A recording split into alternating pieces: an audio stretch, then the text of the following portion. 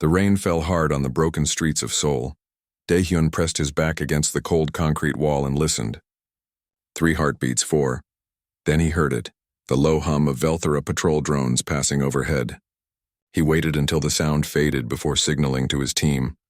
"Move now," he whispered into his comm device. Hana was first through the gap in the fence. She moved like a shadow, her small frame slipping easily through spaces that would trap larger people. Taemin followed, less graceful but determined. He carried the heavy cutting tools they would need for the job. Daehyun came last, his eyes constantly scanning for threats. The Velthara supply depot stood before them like a sleeping giant. 15 years ago, this had been a shopping district where families spent their weekends. Now it was just another piece of Earth that the aliens had claimed as their own. The Velthara took everything, food, water, metals, even people when they needed labor. They gave nothing back except orders and punishment. "Guard patrol changes in 5 minutes, Hana said, checking her stolen Velthara scanner. "We have a small window," Daehyun nodded. Before the invasion, he had been a professor. He taught students about ancient languages and dead civilizations. Now he led a resistance cell, planning raids and fighting for scraps of freedom. Life had a dark sense of humor. They moved quickly across the open ground. Taemin set up the cutting laser while Hana worked on disabling the security sensors. Daehyun kept watch. His heart pounded in his chest. Every raid felt like their last. Every time they returned to their hideout, he thanked whatever gods might still be listening. The metal door gave way with a soft hiss. They were inside. The depot was massive. Rows of storage containers stretched into the darkness. Each container held supplies meant for the Velthara occupation forces. Food synthesizers, medical equipment, weapons. All of it stolen from human factories modified with Velthara technology and redistributed to keep Earth under control. "Remember," Daehyun said quietly, "we take only what we can carry. Food and medicine first. Tech second if there's room." Taemin grumbled but obeyed. The young man always wanted to grab weapons to hit the Velthara harder. Daehyun understood the anger. He felt it too. But anger without wisdom got people killed. Hana moved deeper into the depot, her scanner searching for valuable supplies. Suddenly she stopped. Her hand went up in a signal, something interesting. Daehyun joined her at a small container marked with Velthara symbols. Unlike the other containers, this one had extra security locks. Hana's fingers flew over her hacking device, working through the alien code. "This isn't supply storage," she whispered. "This is a data vault. Can you open it?" "Give me 2 minutes." Those 2 minutes felt like hours. Daehyun watched the shadows, expecting Velthara guards to appear at any moment. Taemin packed supplies into their bags, working with quiet efficiency despite his usual impatience. The vault clicked open. Inside was a single object, a data core about the size of a human fist. It glowed with soft blue light, covered in symbols that Daehyun didn't recognize. But something about those symbols called to him. His years studying ancient languages had taught him to recognize patterns, and these symbols had patterns within patterns. "Take it," he decided. "Are you sure?" Hana asked. "If they track it, take it. Whatever this is, they're protecting it carefully. That makes it valuable." Hana grabbed the data core and stuffed it into her bag. They gathered what supplies they could carry and headed for the exit. Everything had gone smoothly. Too smoothly. They were halfway across the open ground when the alarm started screaming. "Run!" Daehyun shouted. Lights blazed across the depot. Drones lifted into the air, their weapons charging with deadly red light. The team sprinted for the fence. Behind them, Daehyun heard the heavy footsteps of Velthara soldiers, tall aliens in their ceremonial armor, moving with frightening speed. Taemin reached the fence first and dove through. Hana followed. Daehyun was almost there when he heard the weapon charging behind him. He threw himself sideways as an energy blast tore through the space where his head had been. The heat singed his hair. He rolled, came up running, and crashed through the fence opening. His team was already moving down the alley. They ran through the ruined city, taking random turns, using every trick they knew to lose their pursuers. The drones followed for a while but eventually gave up. The Velthara didn't waste resources on individual humans. They had bigger concerns. The team reached their safe house as dawn broke over the city. It was hidden in the basement of a collapsed building, protected by rubble and shadows. Inside, a dozen other resistance members waited anxiously. "Did you get anything?" asked Yuna, the cell's tactical coordinator. She was older than Dae-hyun, a former military officer who had survived the initial invasion. Food and medicine, Taemin reported, emptying his bag. Enough for 2 weeks if we're careful. And this, Hana said, pulling out the data core. The room went quiet. Everyone stared at the glowing object. In the dim light of their hideout, it looked almost magical. What is it? Yuna asked. We don't know yet, Dae-hyun admitted, but the Velthara were protecting it with extra security. I want to find out why. He took the data core from Hana and examined it closely. The symbols covering its surface were unlike anything in the standard Velthara language. They were older, more complex, beautiful in their intricacy. I'll need time to crack the encryption, Hana said. Could be days. Could be weeks. Take whatever time you need, Dae-hyun said. I have a feeling this is important. He didn't know how right he was. 3 days later, the Velthara struck back. They didn't know which resistance cell had raided the depot, so they punished everyone. An entire residential district in the eastern part of the city was destroyed. Thousands of humans died in minutes. The Velthara commander broadcast a message across all channels. Steal from us and innocents pay the price. Dae-hyun watched the smoke rising from the destroyed district. Guilt tore at him. Those people died because of what his team had done. Taemin wanted to strike back immediately. Others in the cell argued for lying low. The debate raged for hours, but Dae-hyun said nothing. He sat in the corner of their hideout staring at the data core. Hana had finally cracked the first layer of encryption. What they found inside made no sense. Files and files of text in that strange symbolic language, and references to something called the architect's tongue. What does it mean? Hana asked him. Dae-hyun traced the symbols with his finger. His mind raced through everything he knew about linguistics, about pattern recognition, about the structure of language itself. And slowly, like dawn breaking after a long night, an idea began to form. I don't know yet, he said quietly, but I think we just found something the Velthara don't want us to know about. Something important enough to kill for. He looked up at his team. They were tired, scared, angry, but still fighting, still hoping. Keep working on this, he told Hana. Decode everything you can. I need to understand this language. Outside, the city burned, but inside their small hideout, Dae-hyun held the data core and felt something he hadn't felt in 15 years. Hope. The news spread like fire through the resistance networks. Humans had fought Velthara troops using architect technology and won. It seemed impossible. For 15 years, every battle had been a desperate struggle just to survive. Now suddenly there was hope. Dae-hyun stood in what had become the command center of the human uprising. The mountain facility had transformed from a research station into a war room. Holographic displays showed troop movements across the planet.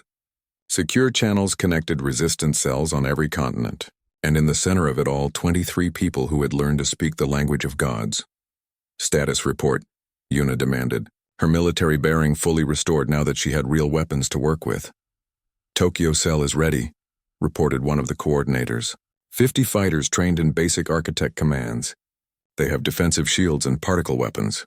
Seoul Resistance reports 200 volunteers, another voice called. We've distributed the translated command sequences. Most can execute at least 3 different weapons configurations. London, Moscow, New York, all cells report combat readiness, Hana added from her station. We have approximately 4,000 fighters worldwide who can use architect technology at a basic level. 4,000. Against the millions of Velthara troops occupying Earth. The numbers were still terrible. But now those 4,000 could fight on equal terms. What about the Velthara response? Dae-hyun asked. Yuna pulled up intercepted communications. They're confused and frightened. Their commanders don't understand how we obtained the architect's tongue. Their priests are calling it heresy. Some are demanding immediate retaliation. Others want to negotiate. The occupation forces are in chaos. Good, Taemin said with grim satisfaction. Let them feel fear for a change. Dae-hyun studied the tactical displays. The Velthara were strongest in the major cities, where their troop concentrations could overwhelm human fighters even with architect weapons. But their supply lines were vulnerable. Their communication networks could be disrupted. Their temple ships, for all their power, couldn't be everywhere at once. We need to hit them fast and hard, he said. Coordinated strikes across multiple cities. Show them that we're not just one lucky cell with stolen technology. Show them that humanity has learned to speak their sacred language. When? Yuna asked. Tomorrow, dawn, 12 cities simultaneously. The room fell silent. This was it, the moment that would define whether humanity could truly fight back, or whether this had all been a desperate dream. "We'll need you in the field," Yuna told Daehyun. "Your name has become a symbol. The professor who learned the language of gods. People will fight harder if they see you fighting beside them." Daehyun nodded slowly. He had been a teacher once, a peaceful man who studied dead languages. War had changed him, but perhaps that was appropriate. The architects had created a language that could reshape reality. They had made knowledge into power, and now a teacher would use that knowledge to fight for freedom. The next morning, as the sun rose over Earth, the uprising began. In Tokyo, Taemin led an assault on the Velthara command center. His team moved through the ruined streets like ghosts, their bodies protected by energy shields that shimmered with quantum light. When Velthara troops opened fire, the shields held. When the humans returned fire, their particle beams tore through alien armor like paper. "Push forward," Taemin shouted, speaking commands in the architect's tongue between bursts of conventional weapons fire. A Velthara combat mech appeared, towering 10 meters tall. Taemin spoke 3 precise syllables. The mech's power systems collapsed, its quantum core disrupted. The machine toppled like a fallen giant. The command center fell in 20 minutes. For the first time in 15 years, a human flag was raised over a Velthara installation. In Moscow, resistance fighters attacked the main garrison. They had fewer architect-trained warriors, but better tactics. Junji's translated command sequences allowed even non-specialists to create simple shields and weapons. The battle was fierce and bloody, but the humans held their ground. The Velthara, accustomed to overwhelming superiority, broke and retreated. Across the globe, similar scenes played out. Not every battle was won. In Cairo, the resistance was crushed by orbital bombardment. In Mumbai, Velthara reinforcements arrived too quickly, but enough victories accumulated to change the equation. Earth was no longer a conquered planet enduring occupation. It was a battleground where humans fought as equals. Daehyun's own mission took him to Seoul, to the massive Velthara fleet command ship that had hung over the city since the invasion. It was heavily defended, protected by shield generators and weapon platforms, a fortress in the sky. "This is suicide," Kyung-soo said as they approached in a small attack craft. His shoulder wound from the temple ship heist had healed, but he still favored that side. "Probably," Daehyun agreed. "But that ship coordinates all Velthara operations in East Asia. Take it down and we blind them. Make them vulnerable." He had brought 20 fighters with him. All of them were masters of the architect's tongue, able to speak complex commands under combat stress. They would need every bit of that skill. The attack craft dropped them onto the command ship's hull. Immediately, automated defenses activated. Energy beams swept across the metal surface. Daehyun spoke quickly, words of protection and deflection. Shields appeared, invisible barriers that bent the deadly energy around his team. They cut through the hull using architect commands that disrupted molecular bonds. Inside, the ship was a maze of corridors and chambers. Velthara soldiers responded quickly, pouring into the hallways. The battle was chaos. Energy weapons lit the corridors with deadly light. Daehyun and his team moved like dancers, speaking commands that created shields, generated attacking beams of particles, even warped space slightly to throw off enemy aim. The Velthara fought well, but they were facing an enemy that could use their own technology against them. Hana had infiltrated separately, moving through the ship's maintenance systems. Her target was the command ship's central computer core. If she could access it, she could disrupt Velthara operations across the entire planet. "Almost there." Her voice crackled over the comm. "But they've sealed the command deck. I need you to clear it." Daehyun and his team fought their way up through the ship. Each level brought fiercer resistance. They lost 3 fighters to overwhelming fire. 5 more were wounded, but they kept climbing. The command deck was a cathedral of technology. Holographic displays showed Earth below, marked with Velthara troop positions and occupation zones. At the center stood the fleet commander, a massive Velthara in ornate armor surrounded by his officers. "You dare defile this sacred vessel?" the commander demanded in perfect Korean. "You speak words meant only for the chosen of the architects. You are blasphemers." "We are humans," Daehyun replied, raising his voice to fill the chamber. "You called us barbarians. You said we were too primitive to understand your technology. You were wrong."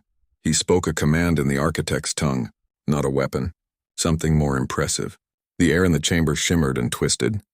Quantum fields manipulated light itself, creating holographic images pulled from the commander's own computer systems. Images of the architects themselves, the ancient civilization that had created the sacred language. The architects were not gods. They were people. Strange and beautiful, but people, scientists and engineers who had learned to program reality itself. And they were long dead, their civilization fallen to dust millions of years ago. Your entire religion is built on a lie, Daehyun said. The architects were not divine. They were just like us. They learned. They discovered. They created. And you inherited their tools without understanding them. You worship what we have learned to use.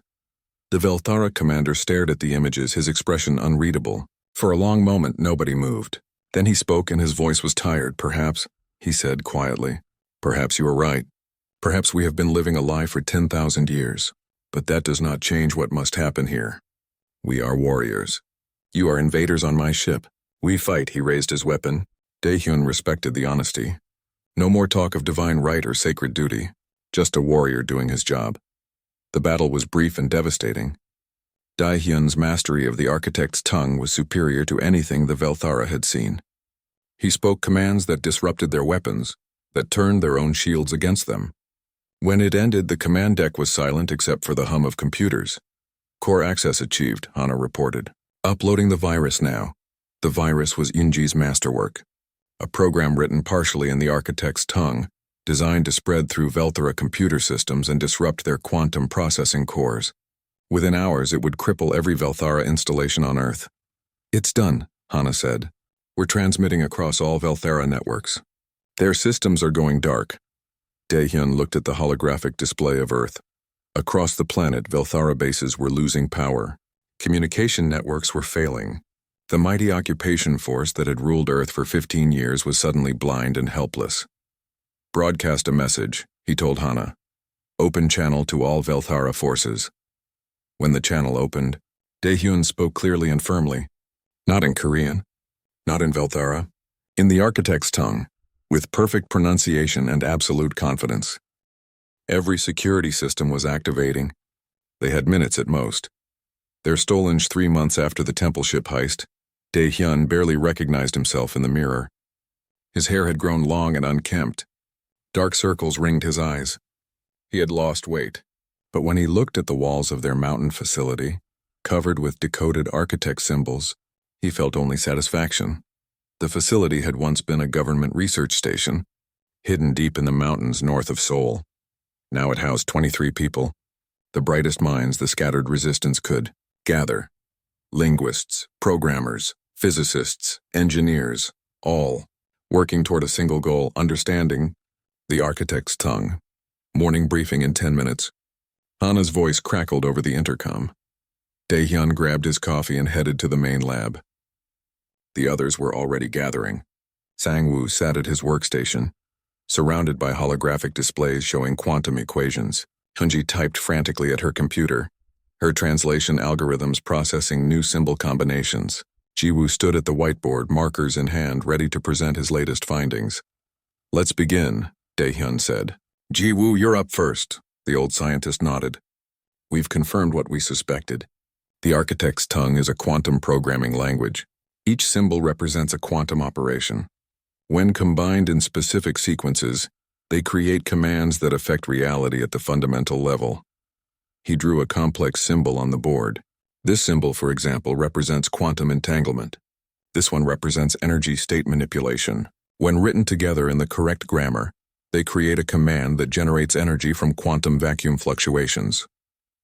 Free energy, breathed one of the engineers. Not free, Ji-woo corrected. Nothing is free. But energy drawn from the quantum substrate of reality itself. This is how Velthara power systems work. They're not batteries or reactors in the way we understand them. They're executing architect commands that pull energy from a level of reality we can barely detect. Daehyun felt excitement building. How close are we to executing these commands ourselves? That's the dangerous part, Sang-woo interjected. We can read the symbols now. We understand the grammar, but execution requires precision at the quantum level. A single mistake could cause catastrophic effects. Uncontrolled energy release, localized space-time distortion. Worse. We need to test it, Yunji said. Theory only takes us so far. We need practical application. Which brings us to the problem, Jiwoo said grimly. We've already lost 3 researchers. The room fell silent. Everyone remembered. A week ago, a young physicist named Dong Wan had attempted to speak a simple architect command. He had mispronounced a single symbol. The quantum reaction had been instantaneous and fatal. His body had simply stopped existing. Atoms dispersed into energy in a microsecond. 2 days later, another researcher had tried a different approach using computer synthesis. The command had executed correctly, but had created a small gravitational anomaly that had crushed her workstation and nearly collapsed the entire facility. We can't give up, Dae-hyun said quietly. Every discovery requires sacrifice. Every advance has risks. Those researchers knew that. They chose to continue anyway. Easy to say when you're not the one testing the commands, someone muttered. Dae-hyun turned to face them. Then I'll test the next one myself. I'm the one who started this. If it's going to kill anyone else, it should be me. No, Hana said firmly. We need you alive. You're the only one who can read the symbols intuitively. Without you, this whole project fails. She's right, Jiwoo agreed. But we do need to test. We need to find a safer method. Yoonji raised her hand. I might have something. I've been developing an algorithm that can check architect commands for errors before execution. It's not perfect, but it should catch major pronunciation mistakes and dangerous grammar combinations. Show us, Dae-hyun said. For the next hour, Yoonji explained her system. It was elegant and complex, using machine learning to analyze the vast database of architect texts they had stolen. The algorithm looked for patterns in how symbols combined, predicted quantum outcomes, and flagged potentially dangerous sequences. It's still risky, she admitted, but it reduces the risk significantly. We'll use it, Dae-hyun decided. Set up a test for tomorrow. Simple command first. Something with minimal energy release. If it works, we escalate slowly. That night, Dae-hyun couldn't sleep. He stood in the observation room overlooking the main lab, watching the night shift workers process more data. Outside, through the facility's reinforced windows, he could see stars. Somewhere up there, the Velthara were hunting for them. 3 months ago, the temple ship heist had sent shockwaves through the occupation forces. They knew someone had stolen the architect archives. They knew humans were involved. Every resistance cell on Earth was being systematically targeted and destroyed. Yuna's reports were grim. Half the resistance cells in Asia had been eliminated. Communication networks were compromised. Supply lines were cut. The Velthara were tightening their grip, and it was his fault. Can't sleep either? Hana appeared beside him, holding 2 cups of tea. Just thinking, Dae-hyun said, accepting the cup gratefully. About tomorrow's test? About whether any of this matters. We're learning the architect's tongue, yes, but the Velthara have been using this technology for thousands of years. Even if we master it, we're one planet against an empire of thousands of worlds. How do we win? Hana was quiet for a moment. We don't have to win everywhere. We just have to win here. Free Earth, that's enough, is it? It's more than we had before. Before this, we were just surviving, hiding, dying slowly. Now we're fighting back with knowledge, with understanding. That's worth everything. Dae-hyun nodded slowly. She was right. But the weight of all those lost lives, all those destroyed resistance cells, still pressed down on him. The next day, they prepared for the test. The lab was cleared except for essential personnel. Eunji had set up her safety algorithms. Sang-woo monitored the quantum field detectors. Ji-woo supervised from a shielded observation room. Dae-hyun stood in the center of the lab holding a tablet displaying the architect command they had chosen. It was simple. A command to create a small sphere of stable energy. According to their analysis, it should produce a glowing orb about the size of a fist, lasting for approximately 30 seconds before dispersing harmlessly. All systems ready, Sang-woo reported. Quantum field is stable. Safety protocols active. Algorithm shows green across all checks, Yoonji added. This command should be safe to execute. Dae-hyun took a deep breath. He had practiced the pronunciation for days, working with the algorithm to perfect each symbol's vocalization. The architect's tongue was not meant for human vocal cords. The sounds were strange, some requiring harmonics that humans naturally struggled to produce. But he had learned. He began to speak. The symbols rolled off his tongue, each one precise and clear. As he spoke, he felt something change in the air around him. The quantum detectors began registering unusual readings. Energy gathered in response to his words, pulled from the substrate of reality itself. He spoke the final symbol. For a heartbeat, nothing happened. Then light blossomed in the air before him. A sphere of pure radiance hovering at chest height, pulsing with gentle warmth. It was beautiful, impossible, real. The lab erupted in cheers. People rushed forward, instruments scanning the phenomenon from every angle. Sang-Woo's detectors confirmed it. The sphere was composed of stable energy held in a quantum matrix, exactly as the architect command specified. 30 seconds later, the sphere faded away as predicted, its energy dispersing harmlessly back into the quantum field. "We did it," Hana whispered. "We actually did it." Daehyun stared at his hands. He had spoken words of creation, words that commanded reality itself. For the first time in months, he allowed himself to believe they might actually succeed. But success brought new challenges. Over the following weeks, they tested more commands. Some worked perfectly, others failed spectacularly. They learned that the architect's tongue required not just correct pronunciation, but also the right mental state. The speaker had to understand what they were commanding, had to visualize the quantum changes they were invoking. It was more art than science, more meditation than programming. Some people could learn it easily. Daehyun found he had a natural talent, his years of language study giving him an intuitive grasp of the patterns. Yoonji struggled with pronunciation but excelled at understanding the underlying logic. Sang-Woo could barely speak the language but could design commands that others could execute. They were building a new discipline. A new science, quantum linguistics, reality programming, the future taking shape in their hidden mountain facility. But the Velthara were getting closer. Every day brought news of resistance cells destroyed, informants captured, safe houses burned. It was only a matter of time before they found the mountain facility. "We need to accelerate the program," Yuna said during a tense meeting. "We need weapons, defense systems, something we can use against them." "We're not ready," Daehyun protested. "We barely understand the basics. Weaponizing this technology could be catastrophic." "We don't have time for caution," Yuna countered. "In 2 weeks, maybe 3, the Velthara will find us. When they do, we either fight with architect technology or we die with it." The argument raged for Ho. The temple ship hung in orbit above Earth like a massive jewel. Daehyun watched it through the viewport of their stolen shuttle, his stomach tight with fear and anticipation. The ship was 5 kilometers long, covered in golden plates and strange geometric patterns that hurt to look at directly. It was one of 12 temple ships in the Velthara fleet, each one serving as both a warship and a holy site. "You're insane," Kyung-soo said from the pilot's seat. "You know that, right?" Daehyun didn't answer. Kyung-soo was right. This plan was insane. But after 3 weeks of studying the architect's tongue, he had hit a wall. The data core contained fragments, pieces of the language, but to truly understand it, they needed the complete archives. And according to Hana's intelligence, those archives were stored in the temple ships. "Approaching security perimeter," Kyung-soo reported. "Everyone ready?" In the cargo hold, 5 other team members prepared themselves. Hana checked her hacking equipment for the 10th time. Taemin inspected his weapons, even though they all knew fighting aboard a temple ship would be suicide. Bora distributed the disguise implants that would make their biosignatures read as Velthara slave species.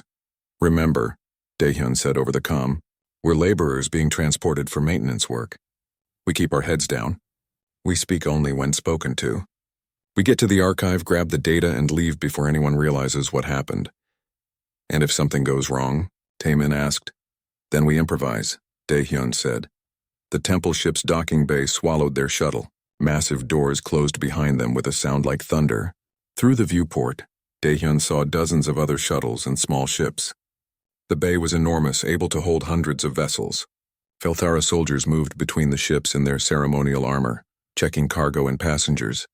"Disguises active," Bora confirmed.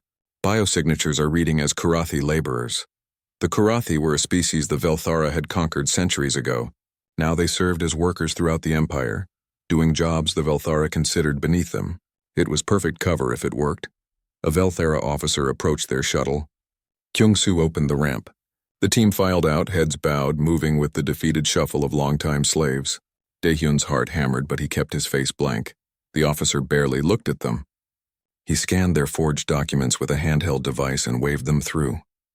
Just another group of laborers. Nothing worth his attention. They were in. The temple ship's interior was breathtaking and terrible.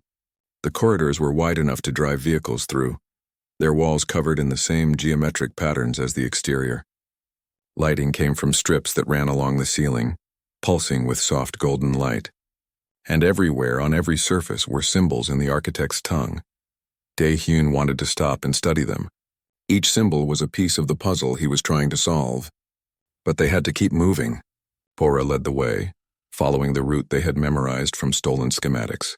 The archive was deep inside the ship, in a section reserved for the priest caste. They passed Velthara crew members in the corridors. Most ignored them completely. A few glanced their way with expressions of disgust. To the Velthara, slaves were tools, not people.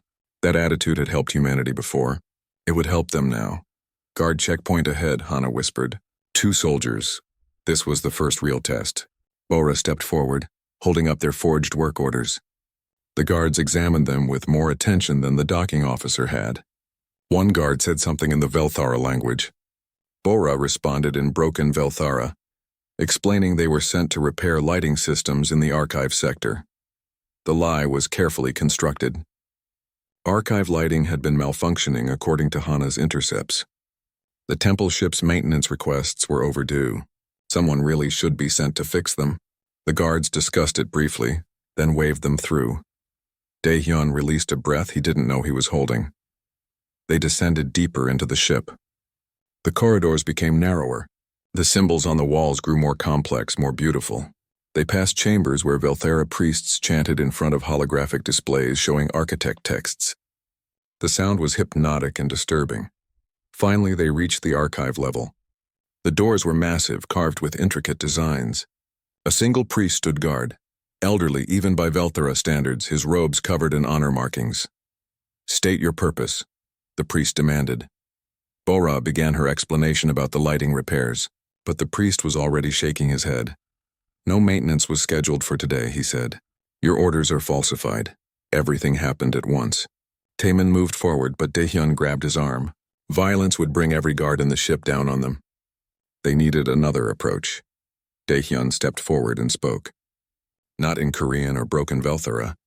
He spoke in the architect's tongue, using one of the few phrases he had managed to decode. It was a greeting, an acknowledgement of respect between scholars. The priest froze. His eyes went wide with shock. For a moment, nobody moved. "You speak the sacred language," the priest whispered. "How?" "I am a student of the architects," Daehyun said carefully, mixing architect words with Velthara. "I came to learn." It was a desperate gambit. But Daehyun had studied the Velthara culture enough to know they valued knowledge above almost everything. A scholar seeking wisdom might be granted access where a laborer would be turned away. The priest studied him with new eyes. "You are not Karathi. What are you?" "Human," Daehyun admitted. From the planet below. The priest's expression shifted through surprise to something like interest. "I have heard humans are linguistically adaptable, but to learn even basic phrases of the sacred language requires years of study." He paused. "How long have you studied?" 3 weeks, Daehyun said honestly. The priest laughed. It was a dry, rasping sound. 3 weeks. Either you are lying or you are remarkable. Come, I will test your knowledge myself. If you truly seek understanding, perhaps the architects brought you here for a reason. He opened the archive doors. Daehyun's team followed him inside, barely believing their luck. The archive was vast, a cathedral of knowledge. Holographic displays floated in the air, each showing different architect texts. Physical data crystals lined the walls in carefully organized rows. At the center of the room stood a massive terminal, its surface covered in symbols. "This is the accumulated knowledge of 10,000 years, the priest said. "Every fragment of architect wisdom we have discovered, every translation we have attempted, every failed experiment and successful application, all of it preserved here." "It's beautiful," Daehyun said, and he meant it. The priest led him to a smaller terminal. "Show me what you have learned. Read this passage and tell me its meaning." While Daehyun worked at the terminal, keeping the priest's attention, Hana moved to the main archive. Her fingers flew across her portable device. She was copying everything. Petabytes of data flowing from the temple ship's archive into their stolen storage units. Taemin and the others stood watch. Bora monitored the security channels. Kyungsoo guarded the door. Minutes passed. Dae-hyun discussed architect grammar with the priest, who seemed genuinely excited to meet someone interested in the sacred knowledge. The old priest had probably spent centuries in this archive, studying texts that most of his people treated as divine scripture rather than subjects for analysis. "You understand more than you should," the priest said. "Your interpretations are crude, but you see the patterns." "How is this possible?"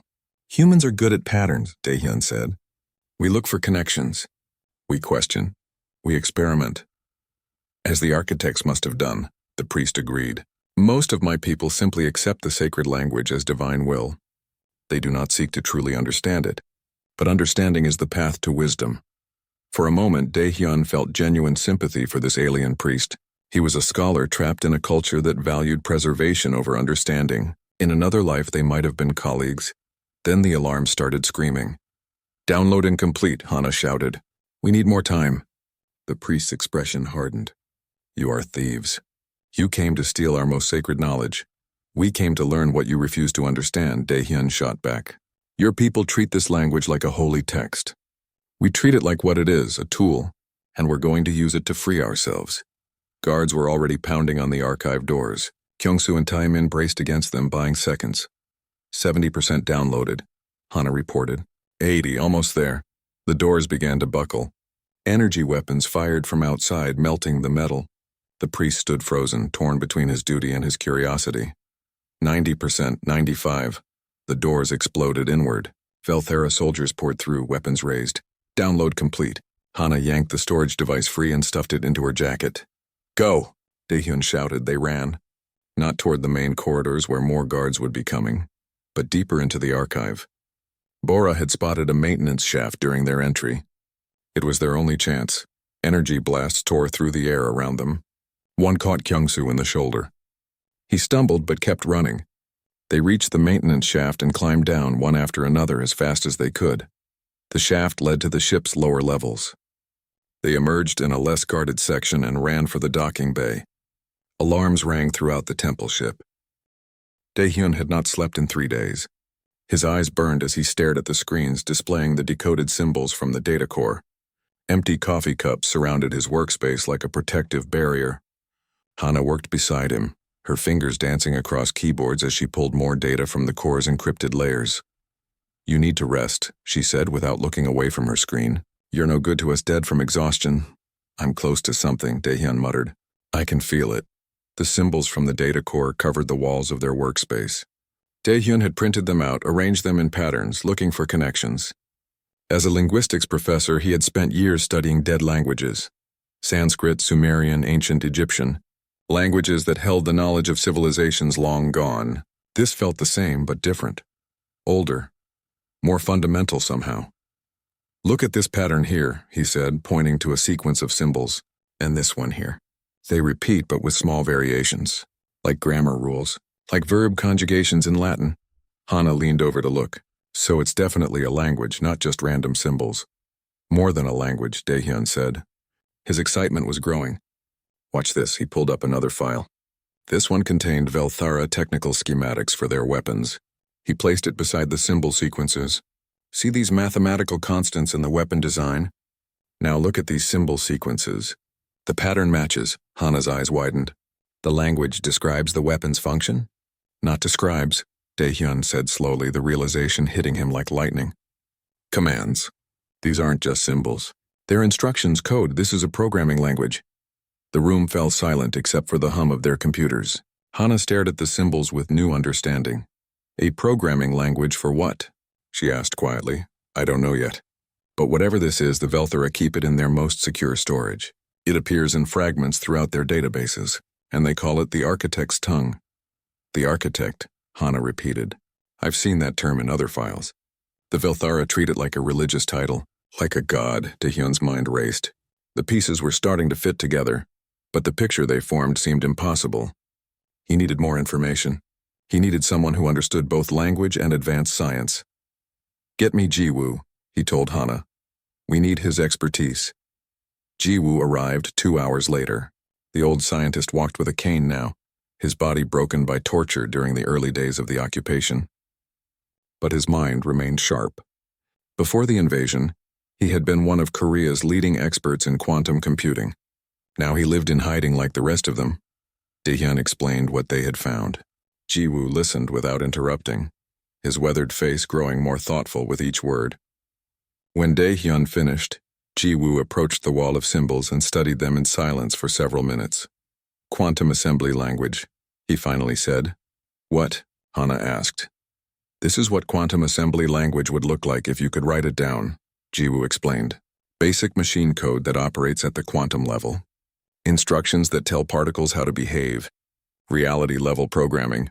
Daehyun felt his heart racing. Is that even possible? We theorized about it before the invasion, Jiwoo said. Computers that don't just calculate outcomes but actually influence quantum states directly. Most scientists thought it would take centuries to develop. But if this language already exists...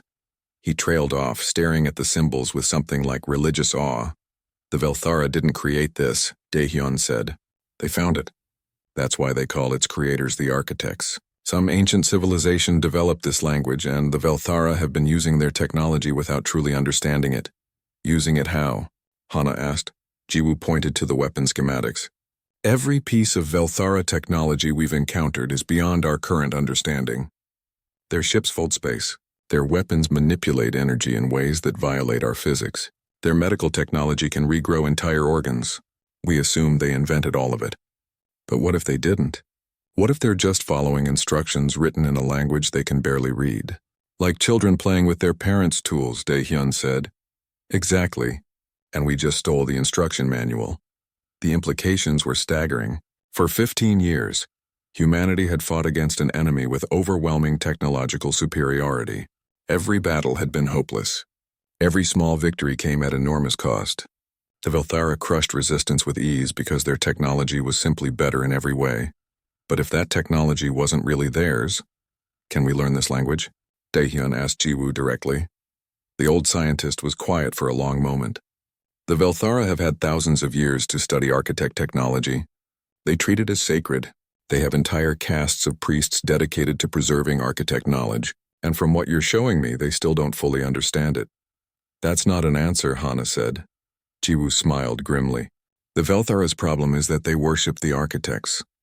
They preserve the knowledge without questioning it, without experimenting, without truly trying to understand.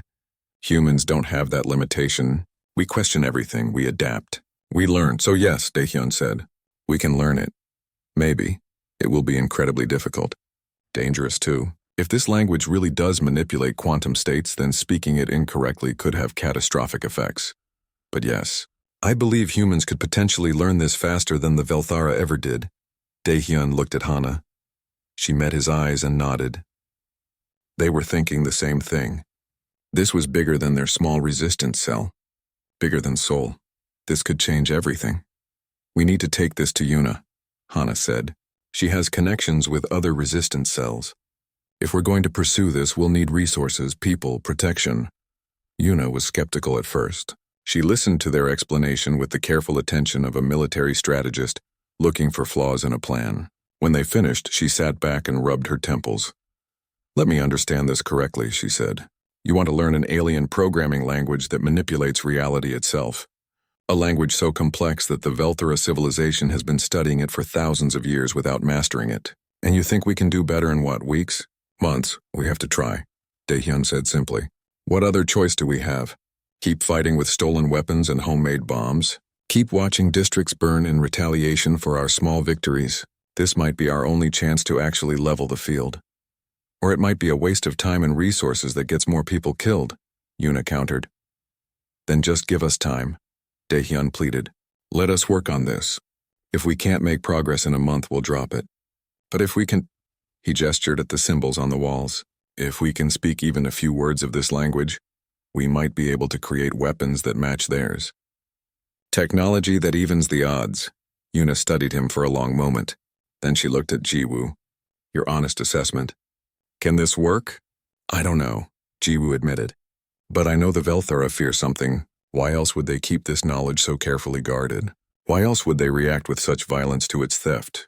They're afraid of what would happen if others learned it. That fear suggests it's possible. Yuna made her decision.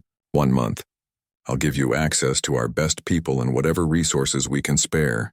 But if there's no progress, we redirect everything back to conventional resistance operations. Agreed? Agreed, Daehyun said. That night, Daehyun stood on the roof of their hideout and looked at the stars. Somewhere up there, the Velthara Empire stretched across thousands of worlds.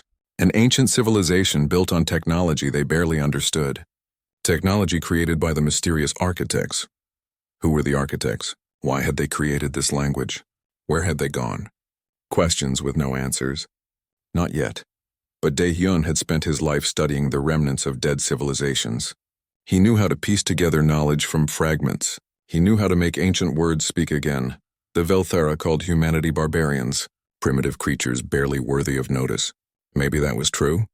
Maybe humans were nothing compared to the ancient architects or the vast Velthara Empire. But barbarians could learn.